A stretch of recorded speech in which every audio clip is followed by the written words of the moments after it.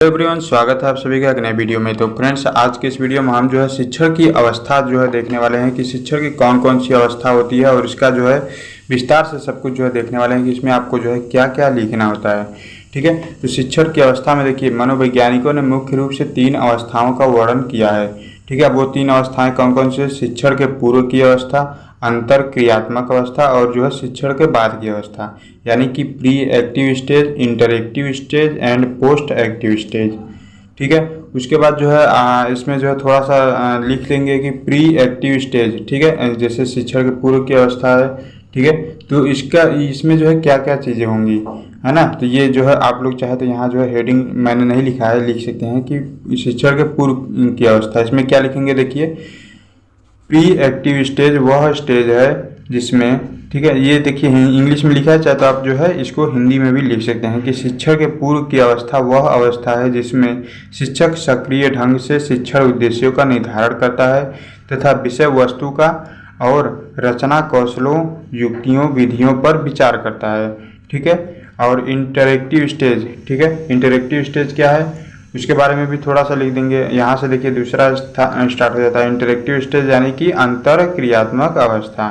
ठीक है, interactive stage वह स्टेज है जिसमें शिक्षक शिक्षार्थी विषय वस्तु पर विचार विमर्श करते हैं, संप्रेषण तथा अंतः क्रिया करते हैं। ठीक है, यानी कि देखिए इसको देखिए सिंपल सी विधि बात में अगर आप समझना चाहें तो समझ सकते हैं कि शिक्षण के पूर्व की अवस्था वह अवस्था है जिसमें उद्देश्यों का निर्धारण होता है। उद्देश्यों का निर्धारण यानी कि शिक्षक कोई भी शिक्षक क्लास में जाएगा पढ़ाने, तो पढ़ाने से पहले जो है उद्देश्य उसका होना चाहिए कि हम ये चीज़ें पढ़ाएंगे तो बालक को जो है ये चीज़ें जो है अच्छे से आ जानी चाहिए। ठीक है, तो ये जो है प्री एक्टिव स्टेज यानी कि शिक्षण के पूर्व की अवस्था हो गया। और अंतर क्रियात्मक अवस्था यानी कि शिक्षक जब जो है क्लास में इंटर करता है, प्रवेश करता है, तो उसके बाद जो है शिक्षक और शिक्षार्थी के बीच में जो विचार विमर्श होता है या फिर जो संप्रेषण अंतर क्रिया होता है, मतलब कि जो बात व्यवहार होता है उन दोनों के बीच में, शिक्षक और शिक्षार्थी के बीच में, वह क्या है? अंतर क्रियात्मक अवस्था है। ठीक है, उसके बाद देखिए आ जाता है आपका जो है शिक्षण के बाद की अवस्था। ठीक है, ये जो है तीसरा नंबर है, शिक्षण के बाद की अवस्था।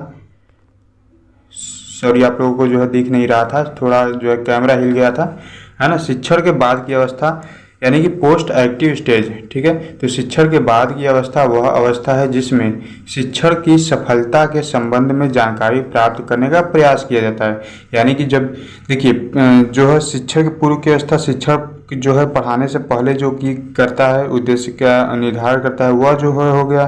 ठीक है, अंतर क्रियात्मक अवस्था, जब शिक्षक जो है क्लास में प्रवेश कर गया, उसके बाद जो बच्चों और शिक्षक के बीच में जो अंतः क्रिया होगा या फिर जो विचार विमर्श होगा वह क्रिया हो गया। और जो है उस शिक्षण के बाद की अवस्था यानी कि वह जो है क्या करता है? जानकारी प्राप्त करने का प्रयास करता है कि कितनी सफल हुई हमारी पढ़ाई हुई चीज़ें, कितनी सफल हुई और जो है कितनी जो है बच्चों को इसका बोध हुआ। ठीक है, इसका जो है वह जानकारी प्राप्त करने का प्रयास करता है। ठीक है, जैक्सन ने कहा यह अवस्था शिक्षण की सफलता को प्रभावित एवं प्रमाणित करती है। ठीक है, कोई भी चीज़ जो है अगर आप पढ़ाते हैं बच्चों को, तो जब उसके बारे में जानकारी प्राप्त करेंगे कि मैंने बच्चों को कितना पढ़ाया, ठीक है, इसकी से कितनी सफलता हुई जो हमने चीज़ें पढ़ाई, ठीक है, तो वह जो है शिक्षण की सफलता को प्रभावित करता है। ठीक है, शिक्षण की सफलता को जो है प्रभावित करता है कि हमने जो चीज़ें पढ़ाई वास्तव में बालक को उसका बोध हुआ या नहीं हुआ। ठीक है, तो यही जो है तीनों स्टेज हैं, तीनों अवस्थाएं हैं शिक्षा के। देख लीजिए यहाँ पर जो है फिर से एक बार आप लोग, ठीक है, यहाँ पर जो है इसे जो है देख सकते हैं। ठीक है, यहाँ पर देखिए जो है ये जो है लिखा हुआ है। ठीक है, शिक्षण की अवस्था है ना, शिक्षण के पूर्व की अवस्था पढ़ाने से पहले, और अंतर क्रियात्मक अवस्था जब पढ़ाएंगे बच्चों को क्लास में जाकर उस समय जो विचार विमर्श होगा, और शिक्षण के बाद की अवस्था यानी कि पढ़ाने के बाद जो है आप उसका आकलन करेंगे कि कितना बच्चों को याद हुआ।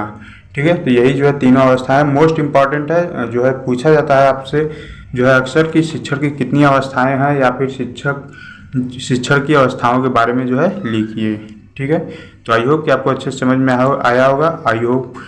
ठीक है, तो वीडियो को जो है अपने फ्रेंड के साथ भी शेयर कीजिए ताकि उन्हें भी इसका जो है लाभ मिल सके। मिलते हैं अगली वीडियो में। कोई भी टॉपिक न समझ में आए, कोई किसी भी प्रकार का कोई भी पेपर वगैरह हो, सब कुछ लेसन प्लान वगैरह सब कुछ आपको हमारे चैनल पर मिल जाएगा।